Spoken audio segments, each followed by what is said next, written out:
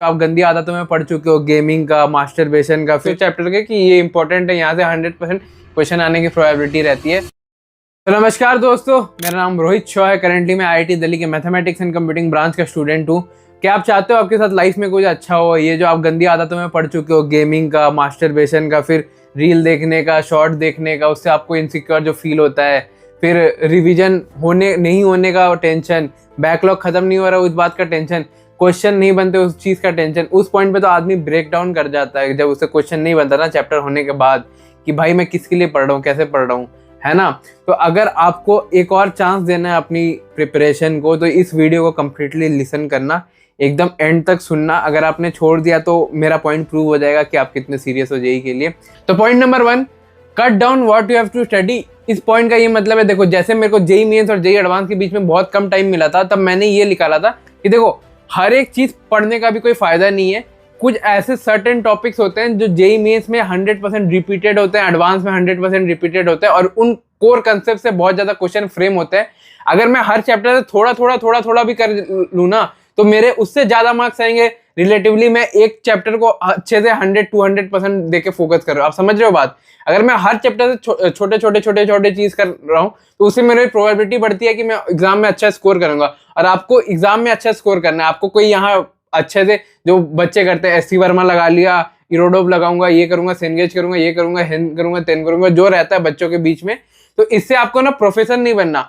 आपको एक certain exam है, आपको उसमें मार्क्स लाने हैं। उस मार्क्स से आप बेसिस पे इंडिया का सेपरेट नंबर 1 कॉलेज मिलेगा, सबसे अच्छा कॉलेज मिलेगा। अभी प्रैक्टिकल बात दिमाग में बैठा लो कि इस सर्टेन वे से करना, क्योंकि मैंने खुद ही फॉलो की थी। मैं आपको लिस्ट मतलब स्क्रीन पे कुछ फोटोज लगा दूंगा कि कुछ चैप्टर के कि ये इंपॉर्टेंट है, यहाँ से 100% क्वेश्चन आने की प्रोबेबिलिटी रहती है। और अगर आप चाहते हो कि मतलब अब मैं सारे 28 चैप्टर जितने जेईई में पूछे जा रहे हैं, है ना, तो उसका ऐसे ही लेके आऊं फोटो वोटो, तो इस वीडियो को लाइक कर देना। मतलब मैं बहुत रिक्वेस्ट करूंगा, क्योंकि उसमें मेरे को फिर से मेहनत करनी पड़ेगी, हर एक चैप्टर का देखना पड़ेगा, कैसे ट्रेंड एनालिसिस खुद से करना पड़ेगा, पीवाईक्यू का बैठ के। मेरे को टाइम लग जाएगा 2-3 दिन का, मगर मैं ये कर दूंगा। लाइक एम इसके लिए मैं 2000 का रखता हूँ। अगर आप कर दिए तो मैं पक्का प्रॉमिस श्योर शॉर्ट से अपलोड कर दूंगा कम्युनिटी पोस्ट में या वीडियो के डिस्क्रिप्शन में, है ना।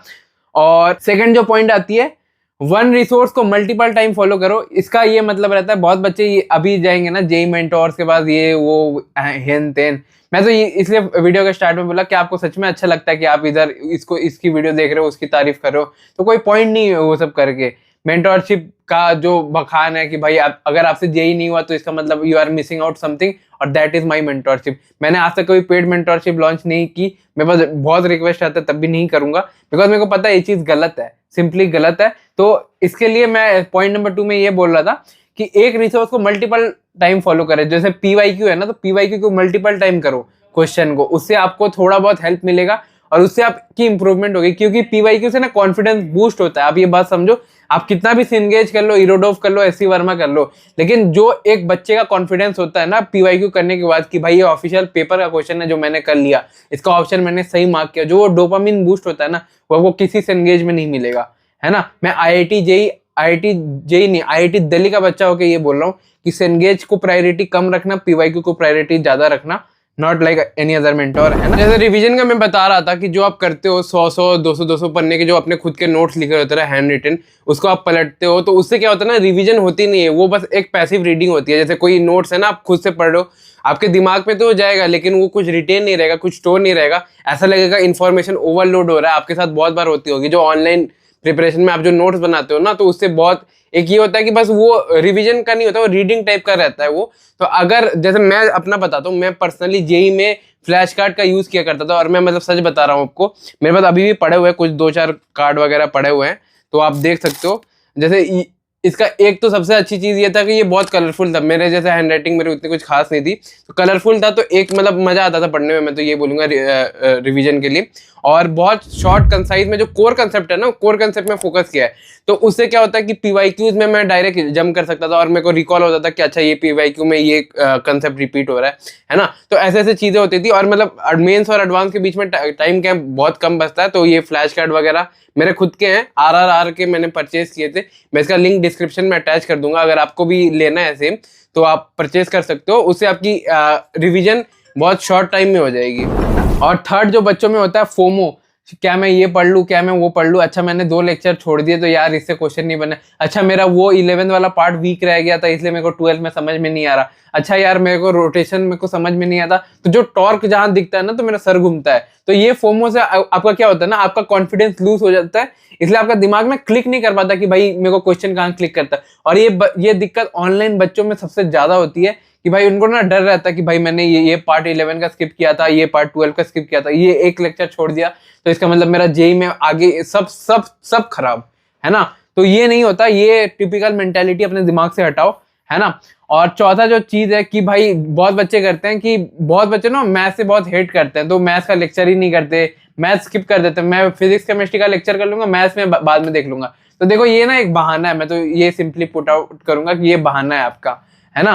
तो एक जो टॉपर बच्चा होता है ना, जो मेरे साथ जो रैंकर्स बैठे हैं, मैं कोई यहाँ पागल बच्चा नहीं हूँ जो आपको बता रहा हूँ, मेरे साथ जो बच्चे बैठे हैं उनका सिलेबस 100% कंप्लीट था, मैं आपको मजाक भी नहीं कर रहा हूँ, 100% कंप्लीट, अच्छे लेवल पे भी नहीं था तो एक बेसिक स्ट्रक्चर उनका कवर था कि उनको पता था कि ये चैप्टर होता है।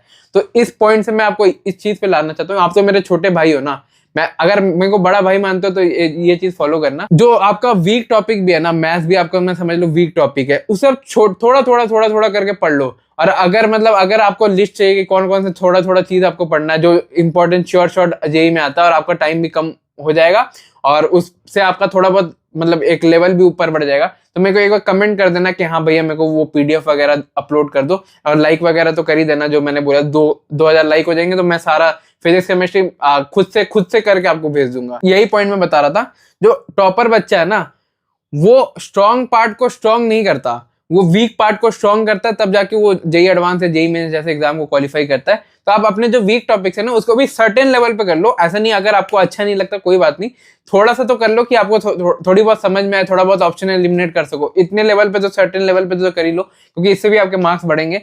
और पांचवा जो मेथड है मैं आपको बोलना चाहूंगा कि रिविजन मत करो।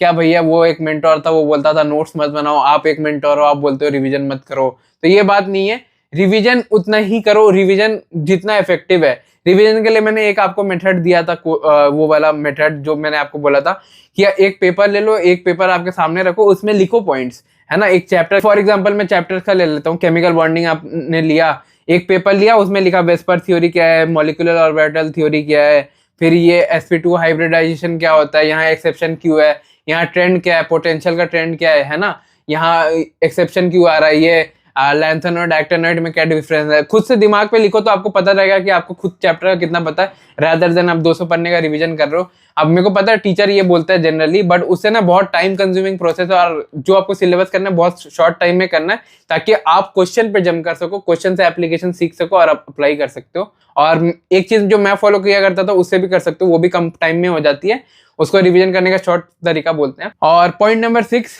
PYQ practice is must. मैंने ये पॉइंट एक बार एक्सप्लेन कर दिया।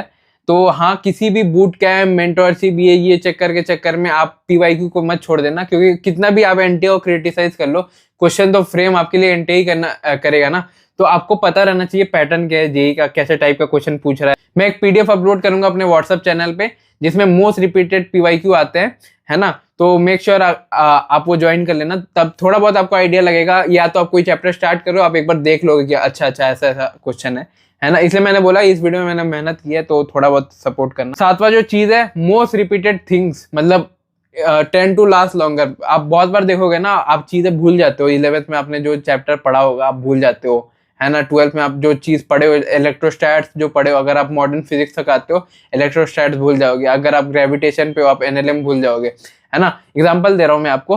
तो ये एक चीज के लिए रहता है कि मोस्ट रिपीटेड थिंग्स का मतलब ये रहता है कि कोई चीज को पढ़ो, एक पर्टिकुलर चीज उठाओ, एक पर्टिकुलर सेट उठाओ और उसको रिपीट करो। मतलब आप समझ रहे हो, आपको मैं एक्सप्लेन करता हूँ। एक सोर्स लो कोई भी और उसको बहुत रिपीटेडली पढ़ो, मतलब थरली। अगर आपका कोई भी शॉर्ट नोट है उसको थरली करना है, आपके कोई PYQ है जिस बुक से आप PYQ करते हो तो उसको थरली करना है, उसको बार बार करना है, रट्टाफिकेशन करना है। क्योंकि देखो इंडियन एजुकेशन सिस्टम इस बेसिस पे ही बना है कि जो बच्चा रट्टा मारता है वो बच्चा आगे जाता है। हार्ड है बट सच यही है। और 8वां एक है कि शेड्यूल आपका अच्छा होना चाहिए, कि आप सोने का कब कर रहे हो। जो मैंने पॉइंट नंबर स्टार्ट किया था कि सुबह उठ के लेजीनेस आती है, ये वो, फिर जो आप गंदी आदतों में पड़ गए हो, मास्टरबेशन वगैरह, है ना, उसके चक्कर में आप हैम्पर करते हो अपने बहुत ज़्यादा जेई और फिजिकल हेल्थ को, मोटा दिखते हो, चेहरे में खुद को देखने का मन नहीं करता, है ना।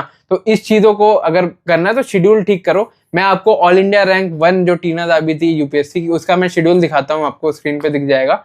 उसमें देखोगे ना, उसमें सेशन है, 3-3 घंटे के सेशन है। तो वैसा कुछ सेशन रखो कि दिन में 4 सेशन आपको करने हैं, 3 घंटे के, 12 घंटे के सेशन करने हैं, लेकिन आपके बीच में गैप होना चाहिए। आप ये देख के थोड़ा बहुत सीख सकते हो। Point number 9, lose all your distraction. इसका मतलब जिस भी माध्यम से आपको हो रही है ना, जैसे शॉर्ट आ जाती है, सुबह उठता हूं तो निशान जिंदल की शॉर्ट आ जाती है। अगर आपको इन चीजों से बचना है, मैं नहीं बोलूंगा कि चैनल अनसब्सक्राइब करो, क्योंकि कुछ कुछ मीनिंगफुल टिप्स तो वहां से भी मिलती है ना। बट सबसे अच्छी चीज आप ये कर सकते हो कि आप शॉर्ट ब्लॉकर वगैरह इंस्टॉल कर लो, है ना, ताकि आपके जो फीड में शॉर्ट ना आए और आप थोड़ा बहुत डोपामिन डिटॉक्स करके अपनी पढ़ाई पे फोकस कर सकते हो। ये सब पॉइंट्स मैंने आपको बोले, अगर आपको अच्छे लगे होंगे तो बोलना। और 10वां जो पॉइंट है, देखो ये जर्नी बहुत हार्ड होने वाली है, मैं आपको हार्ड शीटिंग पॉइंट बोलूंगा अभी, कि देखो भाई हार्ड तो होगा। कोई अगर भैया दीदी है, कोई जेई का यूट्यूबर है, इंक्लूडिंग मी, मैं अपनी बात भी कर रहा हूँ, मैं आपका एग्जाम देने नहीं आऊंगा।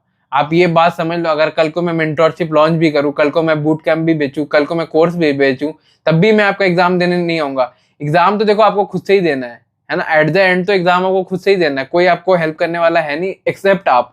अगर आप अपनी लाइफ चेंज करना चाहते हो तो मैं आपकी लाइफ चेंज कर दूंगा, मैं इतना बोल सकता हूँ। और कमेंट करके बताना कि अगर आपको वो चाहिए पीडीएफ वगैरह, है ना। बाय।